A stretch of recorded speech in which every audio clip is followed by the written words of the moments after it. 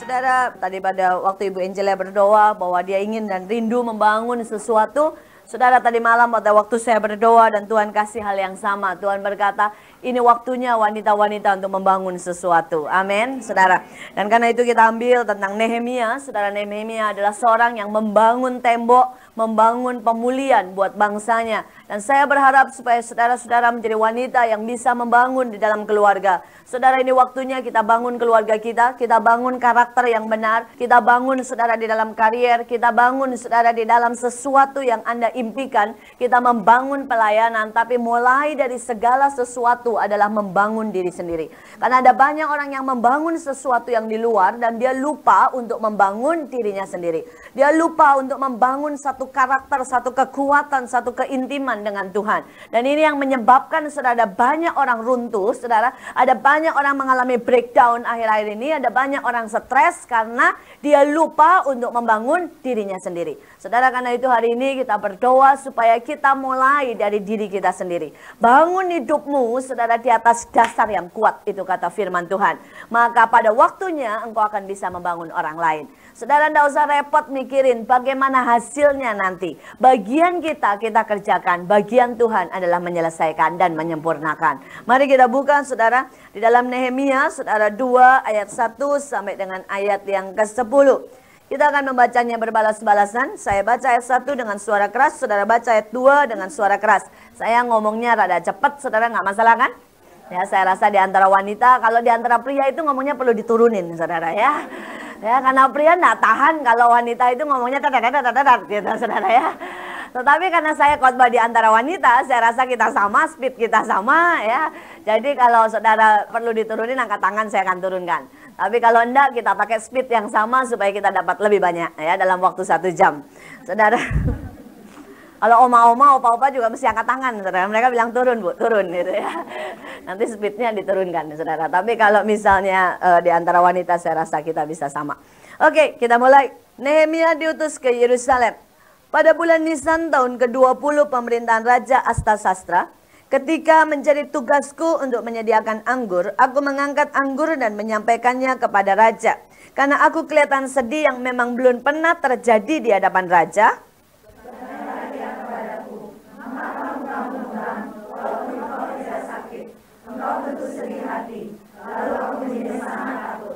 Jawabku kepada Raja, hiduplah Raja untuk selamanya. Bagaimana mukaku tidak akan muram kalau kota tempat penguburan nenek moyangku telah menjadi reruntuhan dan pintu-pintu gerbangnya habis dimakan api.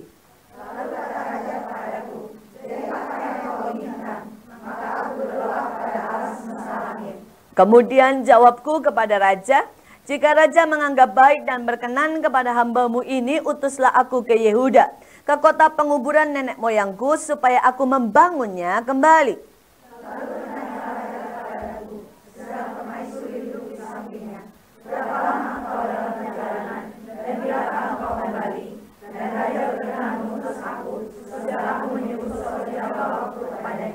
Berkatalah aku kepada Raja, jika Raja menganggap baik, berikanlah aku surat bagi bupati-bupati di daerah seberang sungai Efrat, supaya mereka memperbolehkan aku lalu sampai aku tiba di Yehuda.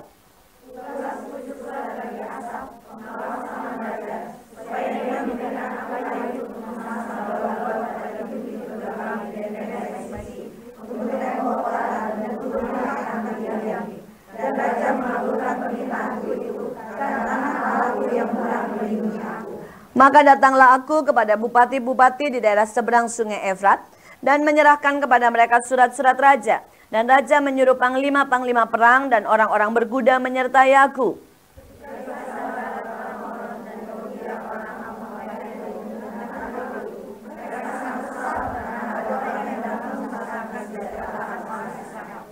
Saudara, ayat 1b, saudara, itu memulai dengan sesuatu yang sangat indah. Saya suka sekali. Dikatakan tugasku untuk menyediakan anggur, aku mengangkat anggur dan menyediakan kepada raja. Saudara, sebelum kita membangun segala sesuatu, saudara tahu ada satu tugas yang paling mulia, ada satu tugas yang sangat penting, yaitu untuk menyediakan anggur, menyediakannya, saudara, dan mengangkatnya dan membawa kepada raja. Saudara, kalau kita bicara soal anggur, Alkitab itu selalu bicara soal cinta. Saudara, setiap dari kita, saudara, wanita, dipanggil saudara untuk mempunyai cinta saudara. Baik cinta itu kepada Tuhan, kepada suami, maupun kepada anak-anak dan kepada pelayanan. Alkitab berkata saudara bahwa pada akhir zaman maka banyak kasih orang akan menjadi dingin. Mereka akan mulai memudar, saudara. Boleh tinggal sama-sama serumah, tapi sudah tidak ada cinta, tidak ada api lagi, saudara. Saya melihat ibu-ibu, saudara ya, ngajar anak itu bukan lagi sebagai sesuatu cinta, tapi suatu beban, ya. Makanya, saudara, 10 menit pertama penuh urapan, doa dulu. Ya, 20 menit kemudian sudah mulai penuh dengan kata-kata, gimana sih beko, gitu ya, saudara ya. Nanti 30 tangan mulai melayang, dicewer lah, diketak lah, saudara ya. Ini sudah bukan urapan, bukan cinta, saudara ya. Ini namanya penganiayaan, saudara. Dan banyak ibu-ibu tidak sadar, saudara, bahwa dia sudah melakukan sesuatu tanpa cinta, saudara. Saudara, ada banyak saya lihat, saudara, ibu-ibu kalau ngasih makan anak ini atau ngasih makan suami, udah lumayan gua masakin, makan, gitu ya. Saudara, lumayan kan, katanya. Kalau nggak udah mendingan beli aja deh daripada repot, saudara ya. Nah, saudara, ini tidak ada cinta, saudara ya. Kalau tidak ada cinta, maka semuanya akan menjadi suap. Dan setelah suap akan mulai timbul yang namanya kepahitan. Dan setelah kepahitan akan hancur pelan-pelan, saudara. Saudara, karena itu saya berkata yang terutama adalah cinta. Nah, saudara, demikian juga kita kepada Tuhan. Saudara, seringkali kita berpikir kita bisa kebaktian dan itu cukup. Seringkali orang berkata, saya pelayanan kok masih oke, pelayanan semua berjalan dengan baik. Dan mereka berpikir mereka aktif, saudara, di dalam banyak hal memberi, saudara. Dan mereka berpikir bahwa mereka sudah dalam keadaan baik. Saudara, Alkitab berkata, bahkan engkau memberikan hidupmu untuk dibakar, kalau tanpa kasih semuanya sia-sia, saudara. Saudara, engkau tanya sendiri dalam hatimu. Kalau engkau nyembah Tuhan, masih tidak ada gelora di sini. Kalau sudah tidak ada gelora, tidak ada teriakan dari dalam, percuma.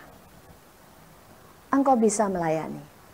Tapi itu bisa keluar dari rutinitas. Tanpa satu pengabdian. Satu kerinduan besar untuk menyenangkan Tuhan. Maka itu semua sia-sia. Saudara wanita, saya berkata, coba cari cinta itu. Karena Alkitab berkata, ya, jangan tinggalkan kasih yang mula-mula. Betapa dalamnya engkau telah jatuh. Kalau engkau ketinggalan kasih yang mula-mula. Saudara, saya mau berkata jujur bahwa sebagai hamba Tuhan, saudara ya, bukan berarti bahwa saya terus dalam keadaan di atas. Ada saat-saat saya mengalami kejenuhan. Ada saat-saat saya mulai merasakan bahwa cinta itu mulai memudar. Ya, tapi pada saat itu saya seringkali, saudara, ambil waktu, saudara, untuk banyak dengerin kaset khotbah. Saudara, dari semua saya dengerin. Saya banyak dengerin kaset, saya teriak-teriak sendiri. Saya main keyboard nggak bisa begitu bagus, saudara ya. Pokoknya bisa lah gitu ya, cuma sekedar bisa. Kemudian saya teriak, saya bilang, Tuhan, kalau Anda ada cinta jangan suruh aku pergi. Saudara, saya ambil gitar ya, walaupun gitarnya juga pas-pasan, saudara ya. Pokoknya teriak, saudara. Saya berkata, Tuhan, saya tidak pernah mau. Saya tidak pernah mau untuk maju, saya tidak pernah mau pelayanan, saya tidak pernah mau menghadapi suami dan anak-anak tanpa cinta. Karena saya tahu, tanpa cinta yang saya buat bukan membangun, tapi menghancurkan. Saudara, dan setiap kali saya bahkan berani berkata, saya tidak tahu saudara berani atau tidak, saya berani berkata begini, engkau boleh buat apa saja, kalau perlu lukai hatiku, tetapi jangan ambil cinta itu dari hidupku. Saudara, kenapa saudara? Karena seringkali hati itu menebal. Hati itu menebal karena banyak hal. Ya, hati itu bisa menebal karena cinta akan dunia. Ya, Alkitab berkata kalau cinta akan dunia ini naik, maka cinta akan Tuhan mulai menurun. Saudara, ini sesuatu yang seperti timbangan. Saudara, sehingga akibatnya untuk saudara bisa mendapat cinta akan Tuhan, biasanya Tuhan perlu potong sesuatu dari hidup kita. Ya, mungkin itu kenyamanan kita, mungkin itu harga diri kita, mungkin sesuatu yang kita sukai. Ini akan menyakitkan. Karena itu saya berkata, engkau boleh lukai aku, tapi jangan biarkan cintaku padam. Saudara, seringkali hal yang kedua, saudara, seringkali pada waktu kita mulai masuk ke dalam rutinitas, saudara, itu membuat satu kenyamanan tersendiri, saudara ya. Nah, kenyamanan itu membuat kita juga kehilangan cinta karena sudah otomatis. Saya lihat misalnya begini, ini bukan pemimpin pujian yang di sini ya, yang di luar banyak, yang di sini enggak, ya. Nanti saya dilempar, gawat. Saudara, misalnya gini, orang yang pertama kali mimpin pujian, ya. Saudara kan bisa lihat dia akan sungguh-sungguh doa setengah mati. Ya, dia cari Tuhan, lagunya apa sih Tuhan, gemetar, saudara ya, supaya hadirat Allah datang. Ya, ini pada waktu kita bergantung teriak sungguh-sungguh, maka sebenarnya cintakan Tuhan, urapan kasih mengalir. Tapi kalau sudah 10 kali mimpin pujian, percayalah, model gini, gua nanti lihat aja nanti. Ya, di sana juga dapat lagu lah. Ya, kalau perlu pakai lagu yang lagi ngetren saat ini, rasanya lagi favorit, saudara ya. Nah, saudara, pada saat seperti itu, Allah tidak bisa, saudara. Allah tidak bisa mencurahkan urapannya dan kasihnya. Kenapa? Karena kenyamanan kita, saudara, membatasi pekerjaan Tuhan. Karena itu kalau saudara pernah baca daripada riwayat Kathryn Kuhlman, seorang wanita yang dipakai Tuhan dengan luar biasa, saudara, di dalam kesembuhan ya. Di dalam kebaktian, dia selalu, sebelum kebaktian dia mondar-mandir di depan dan dia selalu berkata begini, bunuh aku Tuhan, bunuh aku Tuhan. Biarkan aku mati ribuan kali supaya Engkau hidup dengan benar, dengan 100%, dengan utuh di dalam hidupku. Saudara, karena itu Paulus berkata di dalam Filipi, yang ku kehendaki adalah mengenal dia dan kuasa kebangkitannya, supaya aku menjadi serupa dalam penderitaannya dan menjadi sama dalam kematian. Saudara, Filipi ini ditulis pada akhir pelayanan, bukan pada awal. Saudara, kalau dia menulis pada awal, mungkin orang bisa mengerti. Orang bilang, oh dia pengen mati. Atau saudara bisa berkata, dia belum kenal Tuhan sih, jadi ngomong begitu. Ini pada akhir pelayanan. Karena semakin saudara ya masuk di dalam pelayanan, saudara akan semakin mengerti bahwa ternyata kita itu harus mengenal dia lebih dan lebih dan lebih. Saya menikah dengan suami saya sudah 17 tahun, saudara ya. Ibu Angel berapa tahun? 5. Wah, masih baru ya. Saya pikir sudah cukup di atas 10 lah begitu ya. Kalau nggak salah kan umurnya deket-deket ya. Kalau suaminya yang umurnya dekat-dekat ya. Oke. Terus saudara, saya menikah 17 tahun dan saya mau berkata bahwa seringkali di dalam keluarga ya, itu bisa membuat kita makin lama makin nggak kenal. Bukan makin kenal. Ya. Karena manusia berubah. Kita berubah, suami kita berubah. Ya. Ini bisa membuat kita makin nggak kenal loh, bukan makin kenal. Karena itu penting sekali pengenalan. Supaya kita makin kenal, makin kenal. Ya dulu pada waktu saya permulaan menikah ya, suami saya ini modelnya tuh sangat cuek sama yang namanya pakaian gitu. Saudara, pakaiannya itu kurang lebih cuma 4, itu aja terus muter ya. Orangnya fungsionalis sekali saudara. Jadi artinya begini, kalau belum rusak ya enggak beli lagi gitu ya. Ini 4 dipakai rusak, beli lagi gitu. Prinsipnya begitu saudara, bukan karena dia enggak punya duit, modelnya memang begitu saudara. Nah saudara, jadi dulu seperti itu saudara. Tetapi menjelang setelah dia bekerja, saudara ya, setelah dia berpenghasilan, itu beda sekali. Di lemari itu sudah ada lebih dari 30 baju, masih kurang, saudara ya. Masih berkata, bajunya ini aja sih, kamu udah lama ya enggak beliin aku, saudara ya. Nah berubah. Kalau kita enggak kenal, saudara ya, kita akan kaget loh, kok bisa? Ya, hidup itu berubah. Saudara, dia itu dulu enggak pernah peduli, saudara, yang sama namanya penampilan. Pokoknya buat dia cuek sekali, saudara. Ya. Nggak tahu di usia, kata orang puber kedua kali ya. Saudara ya. Dan rambut kan mulai rontok dia saudara ya. Waduh, saya mesti diminta suruh beliin tonik lah, beli ini, beli itu. Setiap malam lebih rajin dari saya ngurusin rambut, ngurusin segala macam. Saudara ya. Nah saya berkata, ya berubah saudara, berubah. Tapi selera dia juga berubah saudara. Kalau dulu saudara dia suka makan itu, wah pokoknya segala makanan yang istilahnya junk food ya, yang enak saudara, yang ini. Sekarang berubah, enggak bisa saudara. Dia berkata, saya enggak lagi tertarik yang seperti itu saudara ya. Dia tertarik yang lain. Dulu waktu kami masih sekolah, kami masih menikah sama-sama, itu kalau dikasih sayur protes saudara. Ya, bilangnya begini, sayur lagi, memangnya lu nggak punya duit, nggak bisa beli daging katanya ya. Tapi sekarang berubah, kalau nggak ada sayur protes saudara ya, berubah.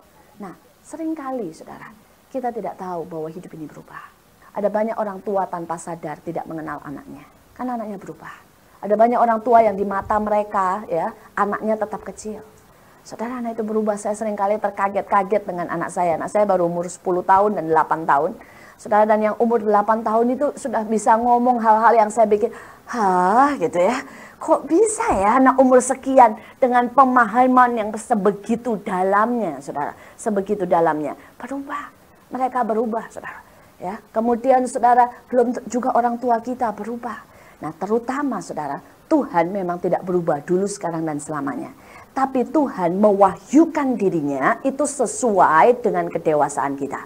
Pada waktu pertama kali kita mengenal Tuhan, Allah mewahyukan dirinya sebagai Bapa. Karena kita adalah anak-anaknya. Tetapi kemudian kita harus bertumbuh, saudara, dalam pengenalan. Saudara, kita harus mengenal bahwa dia juga Raja yang harus disembah, yang harus ditaati. Dia adalah Raja yang kita perlu, saudara, ya, respect dengan sungguh-sungguh kepada dia.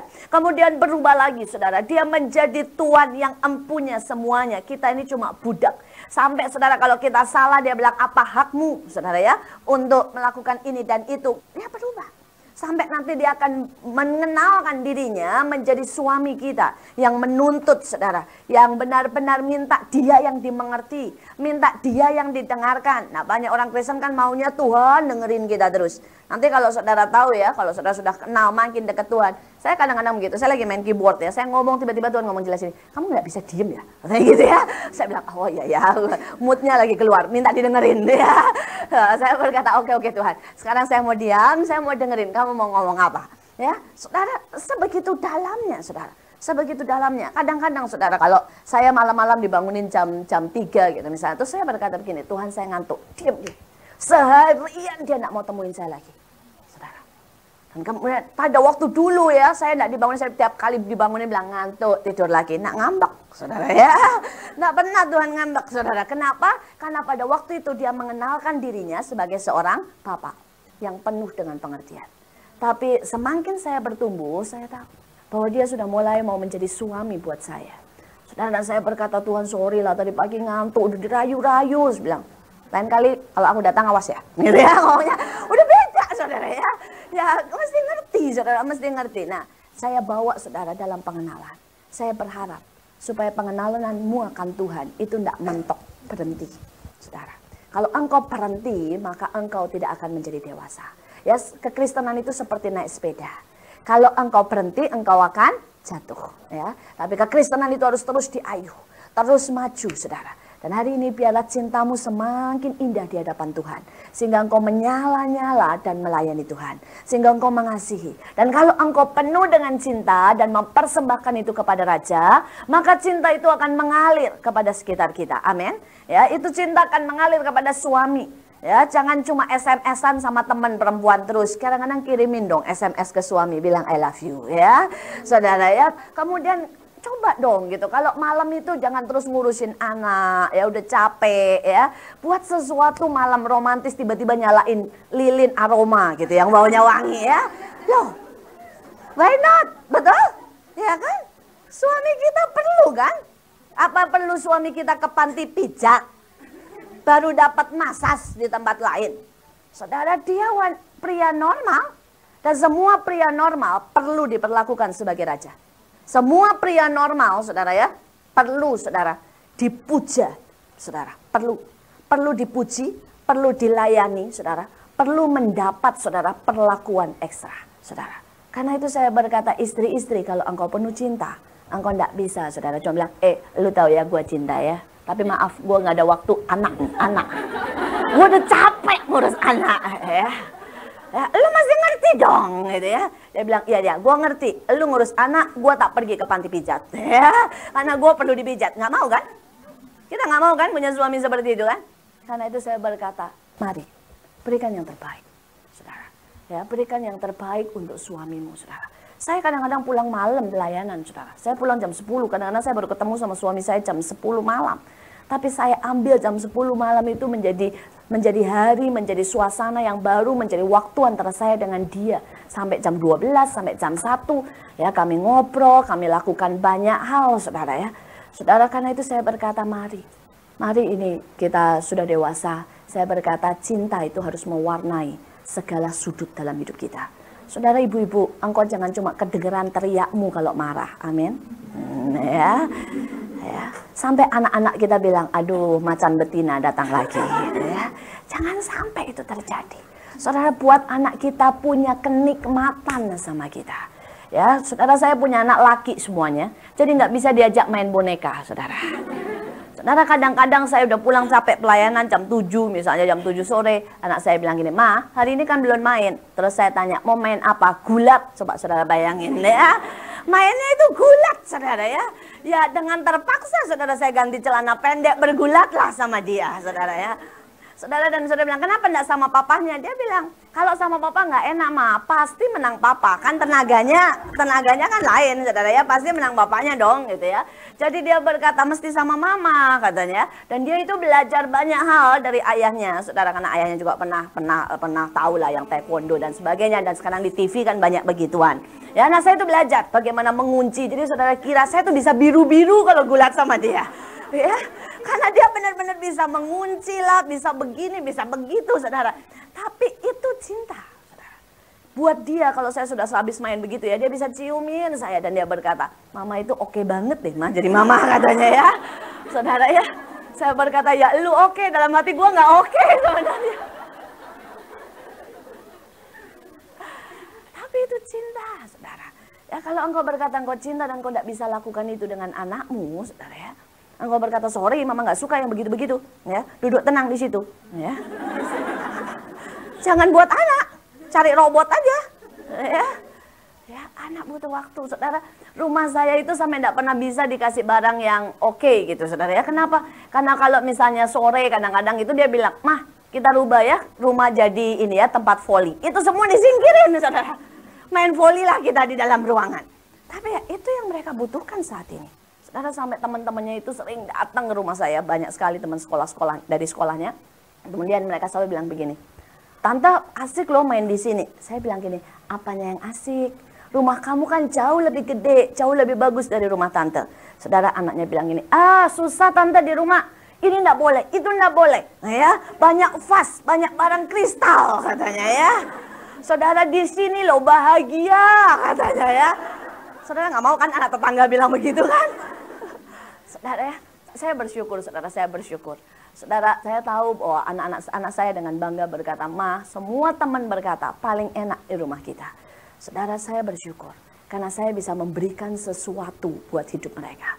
Ya, saudara, menurut saya barusan membaca satu penyelidikan, satu riset, saudara ya. Dan riset ini, saudara, dibuat di data dari seluruh dunia. Anak-anak ditanya. Pada waktu mereka dari umur 5 sampai umur 10 tahun, 12 tahun. Apa yang paling bahagia yang pernah mereka rasakan. Dan ternyata itu riset dibuat di seluruh dunia. Tidak ada satu anak pun yang menjawab misalnya berkata, karena saya dibawa keliling dunia sama ayah saya. Ya, atau dia dikatakan, karena saya itu dapat mutiara atau dapat gelang bagus. Ternyata tidak ada. Semua yang dia sebut, dia berkata pada waktu ayah dan mama main sama-sama sama saya. Pada waktu kita mancing sama-sama. Pada waktu itu papa main basket sama saya. Ya rupanya saudara, buat seorang anak yang paling membahagiakan itu bukan soal duit, bukan soal mahalnya, tapi kebersamaan, keintiman. Saudara, pada waktu engkau mau saudara, menjadi sama dengan mereka, bermain dengan mereka. Nah hari ini saudara ya, saya berharap supaya saudara bisa bawa cinta dimanapun saudara berada. Amin, saudara. Demikian juga bawa cinta di dalam gereja. Saudara, saya bersyukur saya punya banyak teman, punya banyak sahabat, saudara. Dan saya melihat pada akhir zaman ini ada begitu banyak hamba Tuhan yang kesepian.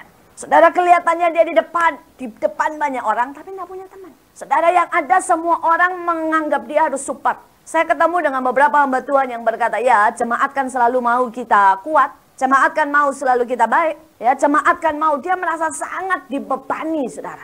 Ya, karena dia tidak pernah bisa tampil apa adanya. Saudara, jemaat itu kadang-kadang aneh loh. Ada pendeta ya pakai celana pendek dimarahin sama jemaatnya. Ya, katanya tidak menjaga wibawa, katanya ya. Malu-maluin, saudara ya. Saudara, dan itu terjadi, saudara. Itu terjadi, ada aja ya pendeta tuh sampai kasihan. Banyak orang pendeta yang kesepian, stres. Nah, saya bersyukur, saudara.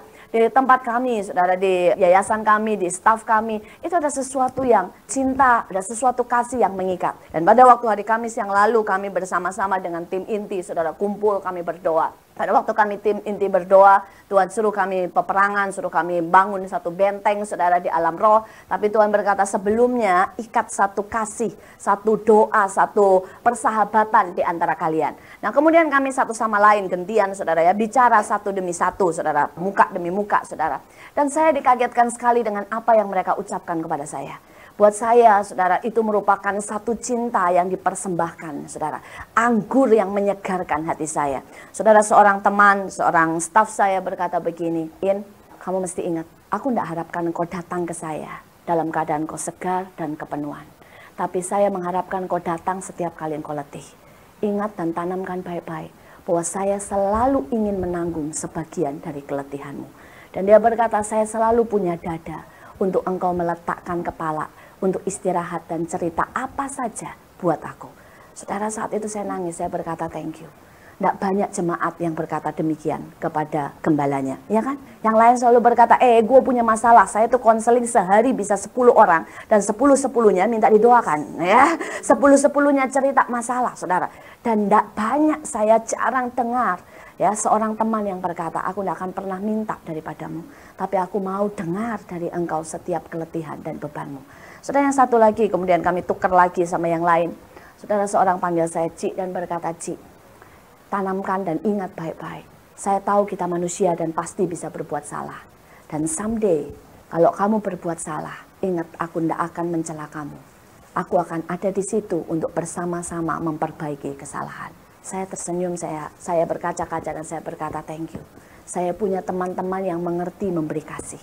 Mereka tidak memberi kasih dalam arti duit, saudara. Ya, tapi mereka memberi kasih, saudara, dalam arti yang berbeda. Saudara, yang satu lagi berkata, ada banyak kalau saya ceritakan, saya berkata, Tuhan thank you, punya teman-teman yang begitu luar biasa. Saudara, dia panggil, Ci, engkau tahu bahwa engkau sangat berarti buat saya. Dan dia berkata, aku tahu engkau susah dimengerti. Saudara, saya ini susah dimengerti. Sebagai seorang pemimpin wanita, saya berbeda dengan pemimpin pria. Ya, kalau pemimpin pria itu semuanya teratur, saudara. Itu kan polanya. Mereka selalu kan sistematis. Mereka selalu tahu apa yang mereka mau. Sedangkan sebagai pemimpin wanita, saya itu selalu bergerak dengan mood, saudara. Walaupun saya pikir, walaupun saya doakan lagi, tapi lebih banyak bergerak dengan mood. Sehingga seringkali, saudara, saya tidak bisa jelaskan alasan saya untuk mengambil satu keputusan. Tapi saya buat itu, dan saya tahu itu Tuhan yang mau. Saudara, karena itu seringkali, saudara, teman-teman pria saya, saudara, itu susah mengikuti kemana saya bergerak. Mereka kasih alasan, elu itu bergerak kayak angin. Ya, kemana angin bertiup, elu bergerak. Begitu, saudara, ya. Nah, itu menyusahkan dia. Saudara, dan yang berbicara ini adalah orang yang paling suka protes pada setiap keputusan saya, ya. Dan saudara, dia suka sekali protes dan dia berkata, kemarin lu bilang begitu, ya hari ini lu mau berubah lagi. Saudara, karena saya berkata, iya kemarin dia baik-baik, hari ini dia berubah, ya saya berubah lagi. Ya, saudara, dan dia paling protes, tapi hari itu dia berkata, Ci, saya tahu engkau susah dimengerti. Tapi hari ini saya mau berkata bahwa engkau sangat berarti buat saya. Dan seberapapun engkau susah dimengerti, aku akan tetap berusaha untuk mengerti engkau. Saudara, dan itu adalah perkataan yang jujur. Saya bersyukur, ya saya bersyukur. Tidak setiap dari kita itu punya banyak yang baik. Mungkin kita banyak punya kelemahan. Mungkin kita punya banyak kegagalan. Mungkin kita punya banyak, saudara, hal-hal yang sulit dimengerti. Tapi yang namanya cinta akan menutup setiap pelanggaran. Menutup setiap kelemahan. Mengangkat setiap yang kita tidak mampu. Amin. Dan buat itu, saudara, di dalam hidup ini. Demikian juga dengan suami. Setiap kali, saudara, suamimu buat salah, jangan bilang, makanya lu nurut dong sama gua. Ya. Saudara, saya mau share sama saudara. Ya, saudara, suami saya itu di kantor dulu dapat saham. Ya, suami saya itu dulu di kantor setiap kali akhir tahun dan sebagainya. Salah satu bonusnya itu bukan dalam bentuk uang, tapi dalam bentuk saham, saudara. Saudara, dan kemudian saat itu tiba-tiba Tuhan itu berkata kepada saya bahwa Tuhan mau supaya saham itu dijual. Ini sudah terjadi beberapa tahun yang lalu, saudara, ya. Saya bilang sama suami saya, yang rasanya Tuhan bilang deh saham itu dijual. Dan dia berkata, enggak, ya, ini lagi bagus-bagusnya kok, saya enggak mau jual. Saudara, dan kemudian saudara tahu terjadi resesi di mana saham itu jatuh, saudara. Jatuhnya itu nggak kira-kira. Itu dari harga 10.000 itu turun jadi 120, 150. Itu mengerikan sekali, saudara. Dan pada waktu itu, saudara, kami kehilangan uang itu lebih dari 50 juta, saudara. Ya, kalau dihitung dengan apa itu harga sahamnya, ya. Saudara, pada waktu itu suami saya pulang, mukanya itu udah kayak kacang goreng, saudara, ya. Saya kenal suami saya, jadi saya tahu ini udah parah, saudara, ya. Setiap hari dia makin parah dan makin parah karena saya tahu harga terus turun, saudara. Sampai dia berkata ini saham udah tidak ada harganya, ya. Dan saat itu, saudara, saya cuma berkata begini, yang itu kan kita dapat hadiah. Kita kan tidak pernah beli saham itu. Dan kalau sekarang itu hilang, kenapa kita masih khawatir? Ya, ya anggap saja Tuhan yang memberi, Tuhan yang mengambil. Saudara, saya bisa saja berkata, saya sudah bilang kan, untuk itu kan, jual kan, Lihat kan sekarang, gitu ya. Coba nggak, udah dapat mobil, gitu loh ya. Saudara, tapi itu sama sekali tidak akan menolong. Itu tidak akan menolong. Saya bahkan tidak singgung sama sekali kalau saya pernah berkata. Saya berkata, kita masih punya keluarga, kita masih punya semuanya, nggak masalah. Saya berkata sama dia, saya nggak masalah. Itu mau habis ludes kayak, saya bilang, nggak masalah. Saudara, dan sesuatu yang, suami saya bukan orang yang bisa menyatakan cinta ya. Suami saya bukan orang yang romantis yang bilang thank you dan sebagainya. Enggak. Tapi sejak itu saudara, apapun yang terjadi dia nanya dulu, kata Tuhan apa? Katanya ya. Mau beli saham, mau jual saham, apa ya sama yang paling kecil? Saudara nanya dulu, kata Tuhan apa? Saya kadang-kadang bilang, Tuhan nggak ngomong apa-apa, udah jalanin aja saya bilang. Saudara, tetapi itu cara dia untuk berkata, aku menghargai engkau. Ya, aku tahu bahwa apa yang kau katakan itu berharga. Nah saudara, setiap dari kita ada saat-saat seperti itu. Ada saat-saat di mana anak kita akan berbuat kesalahan.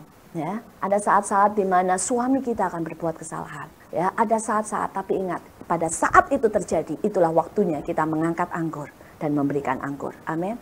Saudara, saya baru menghadapi banyak hal akhir-akhir ini.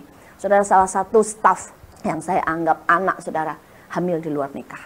Ya, dan pada waktu itu terjadi, saudara, ada beberapa orang telepon saya dan berkata, keluarin dong. Gak bisa kan pelayanan di dalam ketidakkekudusan. Saudara, dan saya berkata, enggak. Ini saatnya dia butuh dukungan saya. Saudara, saya peluk dia dan saya berkata, kamu tahu ya bahwa saya tidak akan buang kamu. Kita akan sama-sama memperbaiki kesalahan. Saya bilang, saya yang akan telepon orang tuamu, saya yang akan cari gereja, saya yang akan memberkati engkau. Kalau gerejanya tidak mau, saya akan berikan suratnya. Saya bilang, ya, saya akan atur semuanya. Dan saya berkata, bukan berarti saya tidak mendisiplin engkau. Saya turunin, saudara ya, dari kedudukannya saya turunin. Sekarang cuma jadi pembantu biasa. Tapi saya bilang, saya harus mendisiplin engkau. Tetapi di satu sisi saya tidak akan pernah mengeluarkan engkau. Saya akan peluk dan saya akan tolong kamu sampai engkau naik lagi. Saudara, ada waktunya di mana anak kita berbuat kesalahan. Ada waktunya di mana keluarga kita mengecewakan kita. Tapi sekali lagi, pada waktu itu terjadi, itu waktunya anggur diberikan. Amin. Kita mau bangun, bangun dengan anggur. Itu yang pertama. Kita lihat yang kedua. Sudah mau selesai jam berapa? Baru ke 1 soalnya. Ibu-ibu mau pulang? Ditunggu suami. Nomor 2 berkata, bertanyalah ia kepadaku, mengapa mukamu muram walaupun engkau tidak sakit? Engkau tentu sedih hati. Lalu aku menjadi sangat takut. Saudara, satu sikap yang indah dari Nehemia adalah dia takut akan raja. Saudara, dan kita punya raja di atas segala raja, namanya Yesus Kristus, Tuhan. Saudara, Tuhan berkata di dalam Yesaya bahwa salah satu sifat Yesus, dikatakan dia punya roh takut akan Tuhan. Saudara, istri tidak boleh takut sama suami, tapi takut sama Tuhan. Saudara ya, saudara, kalau kita ini banyak takut sama masalah, takut sama kekurangan, takut saudara menghadapi, takut bersaksi, takut menghadapi orang, maka saudara akan mengalami benturan-benturan dan tidak mengalami kemenangan. Tetapi ini waktunya kita takut akan Tuhan. Kalau saudara takut akan Tuhan, saudara akan mendahulukan perpuluhan sebelum beli baju. Nah, saudara, kalau saudara takut akan Tuhan, saudara tidak akan berontak sama suami atau maki-maki suami. Bukan karena kita takut sama suami, tapi kita takut akan Tuhan. Saudara, saya tidak pernah berani menjamah suami saya. Dalam arti kata keluar nada tinggi aja tidak berani loh saudara. Bukan masalah takut sama dia, ya. Masalah saya takut sama Tuhan. Karena Tuhan berkata, kalau engkau tidak bisa tunduk sama yang kelihatan, bagaimana engkau bisa tunduk sama Tuhan? Saudara, Tuhan berkata, kalau engkau tidak bisa kasih contoh, ya, bagaimana engkau bisa berdiri di depan untuk mengajar? Saudara, karena itu saudara, walaupun kadang-kadang kami ini berbeda pendapat, walaupun kadang-kadang rasanya seluruh hati saya pengen teriak, bilang, gitu ya. Saudara, saya nggak berani, saudara. Saya nggak berani. Kenapa? Karena saya takut akan Tuhan. Saudara, saya melayani anak-anak jalanan, saya melayani banyak saudara ya, orang-orang yang tidak mampu, saudara. Banyak orang berdoa supaya Indonesia dipulihkan. Tapi tanpa berbuat sesuatu, saudara, iman adalah kosong. Kita harus buat sesuatu. Saudara, dan mayoritas adalah orang yang tidak mampu. Saudara, karena itu, saudara, kalau kita mau jangkau yang terbanyak, saudara, ikan yang terbanyak adalah di tempat golongan menengah ke bawah. Ya, saudara, pada akhir zaman Tuhan berkata, sebelum dia datang, Dikatakan dia akan pergilah ke lorong-lorong, pergilah ke pojok-pojok jalan. Ya, katakan pada semua orang pesta akan segera dimulai. Lawatan akhir zaman adalah lawatan kepada mereka yang di jalan-jalan, mereka yang di lorong-lorong. Saudara, dan menjadi masalah apakah saudara mau ikut dalam kegerakan Allah atau saudara mau diam dalam kenyamanan dan tidak melakukan apa-apa. Ingat saudara, setiap dari kita akan ditanya sama Tuhan, apa yang sudah engkau buat untuk orang yang paling hina ya di sekitarmu. Saudara, karena itu saya rindu untuk saudara ikut. Nah, seringkali saudara itu ada orang sumbang macam-macam ya, di drop di rumah saya, dari pakaian bekas sampai makanan. Kadang-kadang ada yang nyumbang itu makanan yang enak-enak saudara, menurut anak saya. Jadi misalnya ciki, tenggo gitu ya saudara ya, pokoknya yang oke lah saudara, jet set saudara yang begitu. Nah itu begitu datang, kadang-kadang anak saya udah mata gelap lah saudara ya, nggak peduli itu buat siapa, dia buka aja dia makan saudara. Nah saudara, kalau saudara tahu sampai saudara itu nggak seberapa, tapi saya bayar, saya ganti, saudara. Dan orang berkata sama saya, Bu, paling dia makan kan 3-4 kotak lah ya. Ya, buat apa diganti? Saya bilang, masalahnya kalau saya tidak bisa setia dalam perkara yang kecil, bagaimana mungkin Tuhan percayakan perkara yang besar? Itu orang kasih bukan buat anak saya, karena anak saya sudah kelimpahan. Orang kasih buat anak yang miskin. Ya, dan saya tidak mau anak saya mengambil bagian dan mencuri apa yang menjadi bagian orang lain. Nah saudara, karena itu saya berkata takut akan Tuhan, ini penting. Ya, takut akan Tuhanlah yang membuat engkau berhenti gosip dan ngomongin orang. Ya, takut akan Tuhan yang membuat engkau tidak menghakimi. Takut akan Tuhan yang membuat engkau melakukan firman. Saudara, pada saat engkau tahu bahwa Allah itu menyelidiki 24 jam dalam hidup ini, maka kita akan hidup sesuai dengan kehendak Tuhan dan bukan sesuai dengan kehendak daging. Saudara, Ibu Angel tidak akan tahu berapa jam saudara pakai buat nonton TV. Ya, tetapi Tuhan tahu.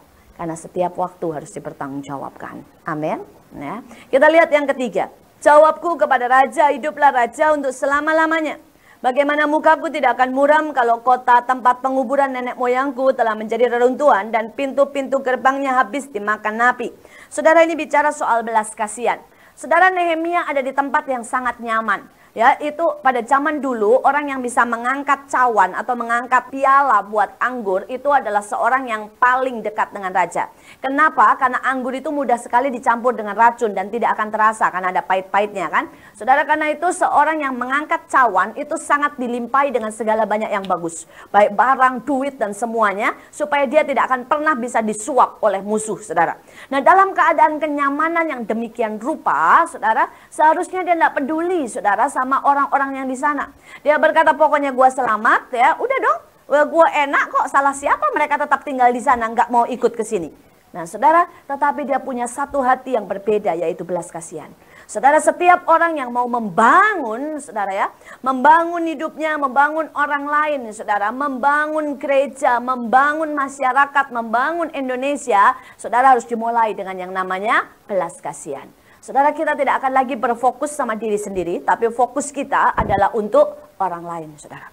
Fokus kita, saudara, kita berkata, Tuhan, aku rela meletakkan ini, saudara, ya, demi aku buat sesuatu untuk orang lain. Saudara, nah, berapa banyak dari kita punya ini?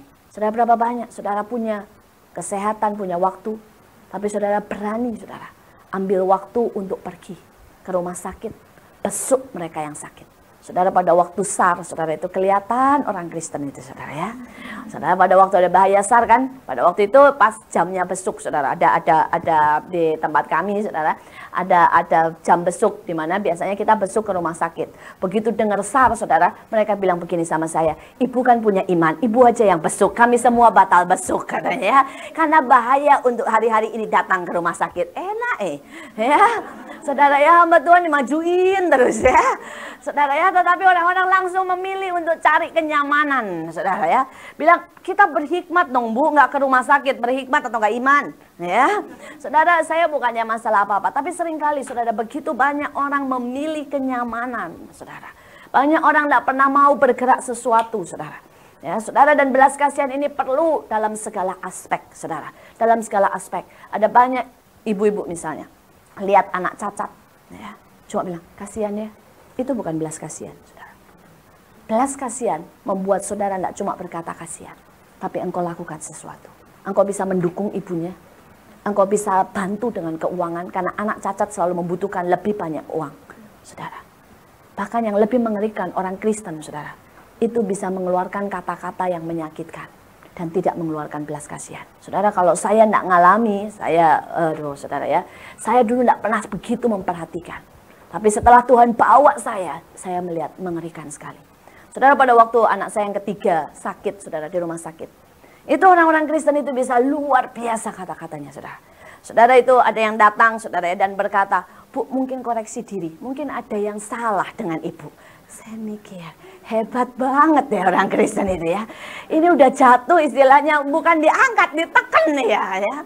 Saudara, hebat loh saudara orang Kristen itu. Saudara, dan kemudian saudara ada lagi yang berkata begini, kalau ada iman pasti sembuh. Berarti kalau anak saya mati, saudara, namanya saya tidak punya iman. Saudara, coba perkataannya itu enak gitu ya. Saudara, dulu saya tidak terlalu memperhatikan. Tapi pada waktu anak saya sakit sampai meninggal, saya melihat benar. Ada orang Kristen yang punya belas kasihan. Ada orang Kristen yang cuma bisa ngomong, saudara, tapi tidak melakukan apa-apa. Ya, saudara, dan itu berbeda sekali. Itu berbeda sekali. Saudara, saya bersyukur punya beberapa teman hamba Tuhan. Ya, dia itu tidak ngomong sepatah kata pun. Dia datang ke rumah sakit. Dia cuma peluk saya. Dan dia berkata, "In, ya, sekalipun dagingmu habis, engkau tetap punya Tuhan."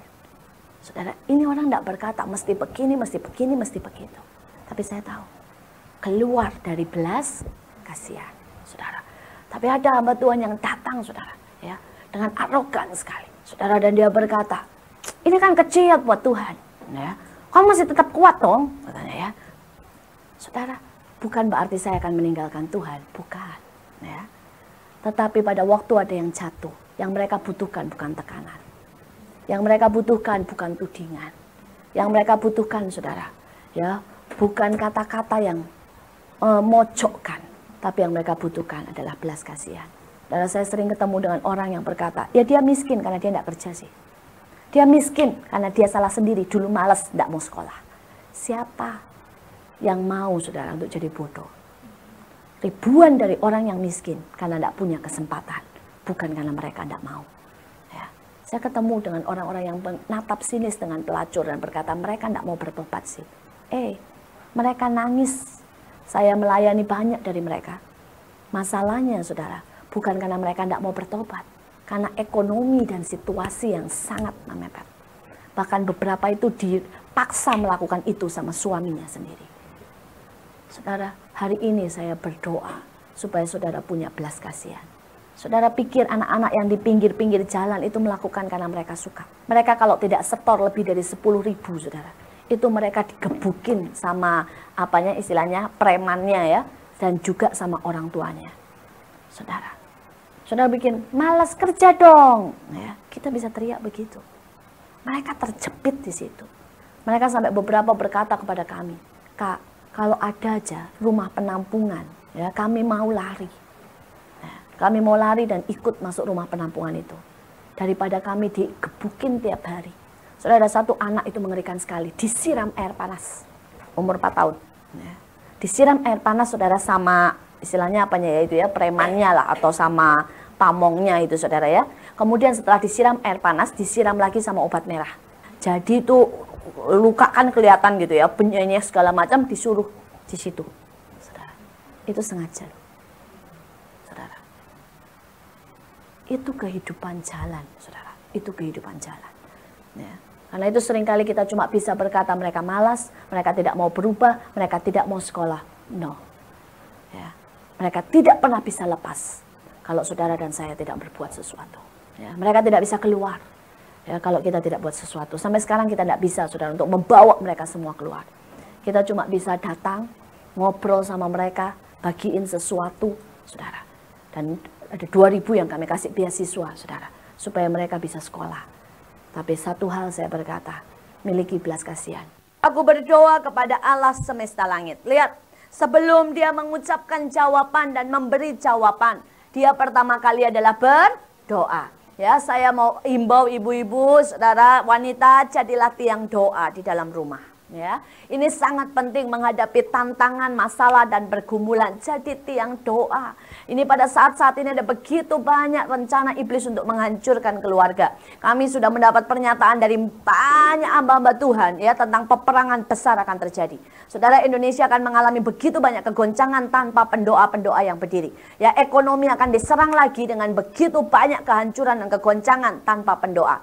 Saudara, karena itu saya berkata, berdoa untuk perusahaan suamimu, berdoa untuk keluargamu, berdoa saudara untuk gereja demi gereja, berdoa untuk gembala sidangmu saudara, karena semua itu merupakan target saudara dari segala serangan iblis. Beberapa waktu yang lalu saudara, Desember kurang lebih, saudara, saat itu suami saya tiba-tiba bangun dan dia berkata, aduh In, saya mimpi mengerikan, saya mimpi bahwa mobil saya itu nabrak orang sampai mati saudara. Dan saat itu saya berkata, ya saya bantu doa. Saudara, langsung kami berdoa bersama, tapi kemudian pada waktu dia ke kantor, saya urapi mobilnya, saudara ya. Dan saya doa, saya tengking roh maut, saya tengking roh kecelakaan, saya tengking semuanya, saudara. Dan saya bersyukur, saudara, itu tidak terjadi. Tetapi, saudara, saya lupa untuk menutup bungkus, saudara ya. Pada waktu saya lupa menutup, saya dapat telepon dari Semarang, saudara, adik daripada suami saya menabrak mati seseorang. Pada waktu itu, saudara, ini merupakan satu kelalaian saya, tapi buat saya ini merupakan satu pelajaran yang jelas. Bahwa apa yang suami saya impikan itu benar-benar merupakan suatu ancaman. Ya, karena iblis tahu dia tidak bisa serang kami. Dan kami lupa untuk mengcover saudara kami, saudara. Maka iblis menyerang adik daripada suami saya. Saudara, tapi bersyukur saudara, ya Tuhan atur, dia itu sudah mau digebukin, saudara, mobil itu sudah mau dihancurkan. Tiba-tiba itu ada polisi tentara yang datang, di mana menolong dan melepaskan semuanya. Saudara, karena itu saya berkata, jadilah tiang doa, jadi tiang doa. Kita tidak tahu apa yang akan terjadi. Ya, saudara, beberapa waktu yang lalu juga demikian. Anak saya bangun dan dia berkata, "Ma, ya, saya mimpi ngeri sekali." Dia bilang itu ya, "Saya mimpi ada perampokan." Dia bilang, "Ada perampokan." Kami berdoa, kami tutup bungkus, saudara. Dan beberapa blok, saudara, dari tempat kami, saudara, kami dengar itu dirampok ludes di siang hari bolong. Saudara, jadi makin hari saya makin tahu bahwa serangan-serangan itu makin nyata dan makin nyata. Tapi kita harus semakin banyak berdoa. Kita tutup bungkus saudara semuanya. Maka kita lihat bahwa Allah sanggup meluputkan kita. Amin. Saudara ya, Allah kita itu luar biasa. Kita lanjutkan saudara. Dikatakan saudara, ayat yang kelima. Kemudian jawabku kepada raja, jika raja menganggap baik dan berkenan kepada hambamu ini, utuslah aku ke Yehuda, ke kota penguburan nenek moyangku, supaya aku membangunnya kembali. Saudara, dikatakan dialah yang berkata, utuslah aku akan membangun kembali. Jadi saudara, yang ngambil inisiatif siapa saudara? Nehemia. Saudara, ada banyak orang Kristen itu tidak punya inisiatif. Kalau saudara mau jadi perempuan yang membangun, saudara harus punya inisiatif. Jangan bilang, terus ngapain ya? Gua bisa apa? Bisa banyak ya. Saudara ya, ada begitu banyak perempuan yang tidak punya inisiatif, saudara. Bengong aja, saya gregetan kalau punya yang begitu ya. Saya bilang, gitu ya. Anda itu punya banyak, Anda bisa lakukan banyak, come on. Nah itu saudara ya. Saudara, apalagi kalau saya ketemu sama perempuan-perempuan yang kerjanya itu ya cuma pagi bangun, anak tidak pernah diurusin karena ada babysitter ya. Suami tidak usah diurusin karena ada tukang masak. Saudara, dan kemudian saudara dia kerjanya nonton sinetron, setelah nonton sinetron shopping, habis shopping ketemu di hotel mana, ngobrol. Gitu saya saudara ya. Hidup kok bisa cuma kayak begitu ya. Saudara, saudara, ambil inisiatif, saudara. Ambil inisiatif. Dia berkata, utuslah aku karena aku akan membangun. Amin. Saudara, ini butuh inisiatif. Ini butuh kerelaan, saudara ya. Ini butuh keberanian untuk melangkah, saudara. Saudara, pada waktu saya pertama kali melayani anak-anak pemulung, saudara. Saudara, saat itu saya lihat setiap hari muncul, ini 5 tahun yang lalu.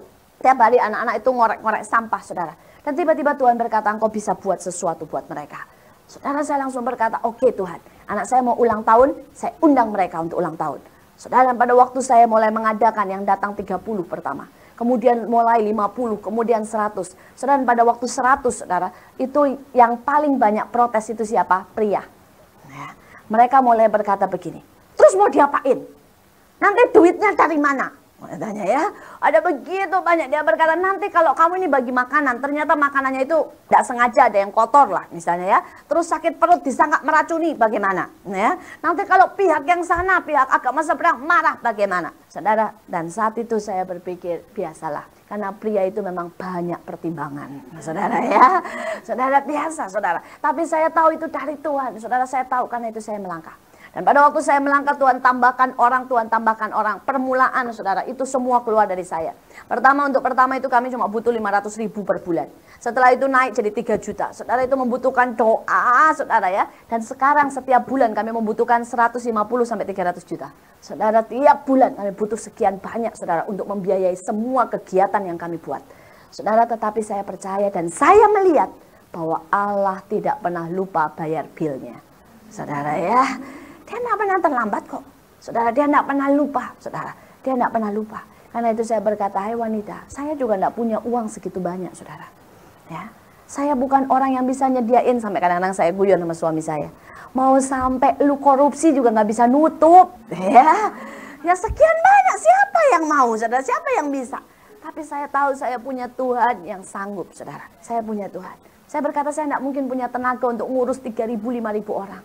Tapi Tuhan tambahkan hampir 70 lebih staf kami sekarang. Saudara, dan saya lihat bagaimana kalau kita mulai ambil inisiatif. Selebihnya Allah akan menyelesaikan. Amin. Mulai saudara. Apa yang ada di dekatmu, apa yang kau bisa buat. Tuhan gak panggil semuanya seperti saya. Tapi Tuhan bisa panggil untuk melayani tetanggamu. Tuhan bisa panggil untuk jadi guru TK. Tuhan bisa panggil saudara. Untuk engkau jadi orang yang besuk dari satu kamar ke kamar lain di rumah sakit. Engkau Tuhan bisa panggil engkau saudara untuk berdoa 3 jam 4 jam untuk hamba-hamba Tuhan. Ya, mari hari ini saya berkata kita belajar. Kita belajar untuk berkata utus aku Tuhan. Utus aku karena aku akan membangun sesuatu. Kita lihat saudara. Ayat ke-6 bagian akhir ya, 6 bagian akhir dikatakan, dan raja berkenan mengutus aku sesudah aku menyebut suatu jangka waktu kepadanya. Ingat waktu. Ya, waktu ini saudara kita tidak bisa saudara minta lebih. Setiap orang dapat jatah yang sama 1 hari 24 jam. Tapi untuk hal yang urgent, saudara tidak bisa menyisahkan waktu. Tapi saudara harus buat waktu. Mengerti? Ya, saudara tidak bisa berkata, Bu, saya sisain waktu ya. Nanti kalau jam 12 saya cari Tuhan. Karena itu ngantuk tidur. Saudara, tidur dalam hadirat Allah. Tidak bisa saudara ya. Saudara engkau mesti buat waktu saudara untuk cari Tuhan. Saudara. Saya ini orang yang cukup sibuk, karena itu saya sediakan waktu jam 4 pagi bangun cari Tuhan. Ya, karena saya tahu sesudah itu hari-hari saya bisa penuh sekali, saudara. Saudara, kita mesti buat waktu, Saudara, dan yang kedua, saudara, kita ini mesti mengefektifkan setiap waktu. Ya. Saudara, misalnya saya sehari di mobil itu pasti 4 jam. Itu pasti. Karena itu saudara, karena mondar-mandir kan saudara. Nah 4 jam itu saya pakai saudara. Ya kadang-kadang kalau saya lagi sibuk sekali dan ada orang urgent konseling, saya bilang ikut saya di mobil. Ya, kita konseling di mobil. Ya, kadang-kadang saudara kalau saya tidak urgent, itu selalu di mobil itu banyak kaset khotbah, kaset pujian. Karena disitulah kita berdoa, menyembah Tuhan saudara. Kenapa? Saya harus efektifkan waktu. Saudara, di kamar mandi itu selalu ada banyak buku. Saudara ya, kenapa? Karena itu juga waktu, saudara ya. Saudara, saya pakai buat baca buku, saudara.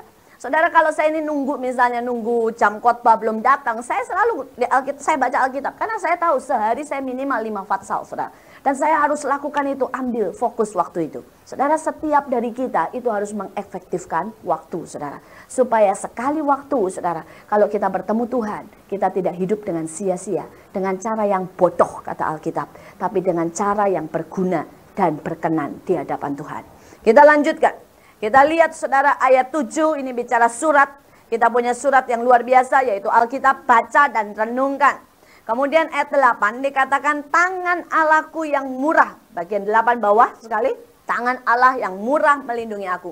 Jangan takut menghadapi hari-hari ini.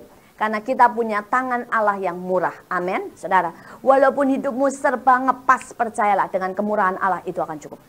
Ya, dengan iman saudara akan lihat seperti 5 roti dan 2 ikan. Saudara, itu akan cukup. Saudara, saya lihat itu di Mahanaim, saya lihat itu dalam hidup saya. Saudara, kadang-kadang Allah ngasih uang nggak sampai saudara ya 100 juta. Tetapi Allah buat semuanya cukup. Saudara, Allah kasih daging sedikit. Kami doakan, kami potong-potong, kami bagi cukup itu saudara buat 2.000 orang. Saudara ya, saya melihat bagaimana Allah itu selalu mencukupkan, saudara. Nah, setiap tahun, saudara, awal tahun seperti ini, kami itu mesti bagi buku, ya, karena mereka itu kan butuh buku buat sekolah kalau awal tahun, saudara. Nah, saudara, setiap tahun kami berdoa untuk buku.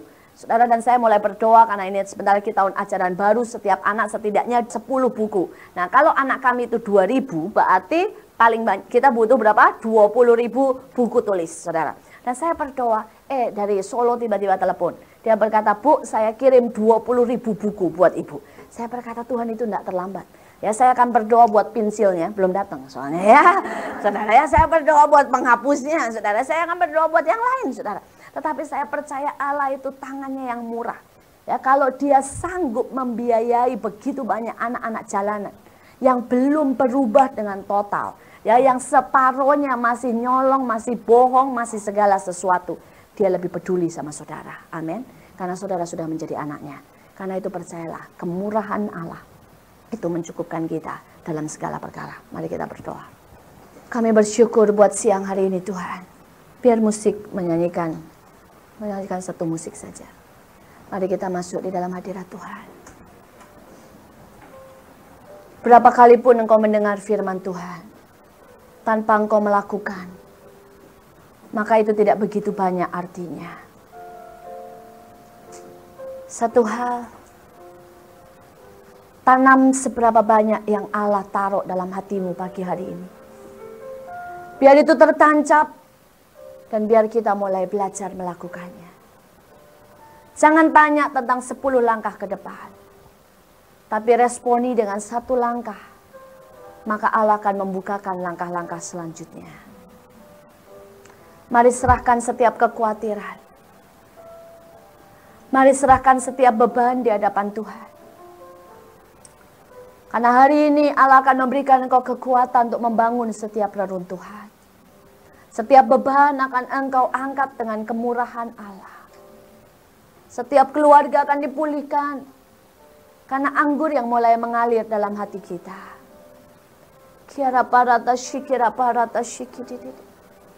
Mari Tuhan, biar engkau sendiri yang berbicara lebih lanjut buat anak-anakmu. Engkau yang memulai pekerjaan baik dalam hidup kami. Kami tahu engkau akan menyelesaikannya. Dan saat ini hati kami berkata, Tuhan, selesaikan. Selesaikan dan bawa kami terus. Pulihkan kami. Kami tidak mau kehilangan cinta. Kami tidak mau Tuhan menjadi suam. Kami tidak mau Tuhan akhirnya hancur, tapi kami mau membangun. Terima kasih Tuhan. Terima kasih. Hamba serahkan setiap wanita di tempat ini. Hamba serahkan tiap keluarga di tempat ini. Bahkan hamba serahkan Tuhan semuanya. Semua ke dalam tangan-Mu. Terima kasih Tuhan. Dalam nama Yesus.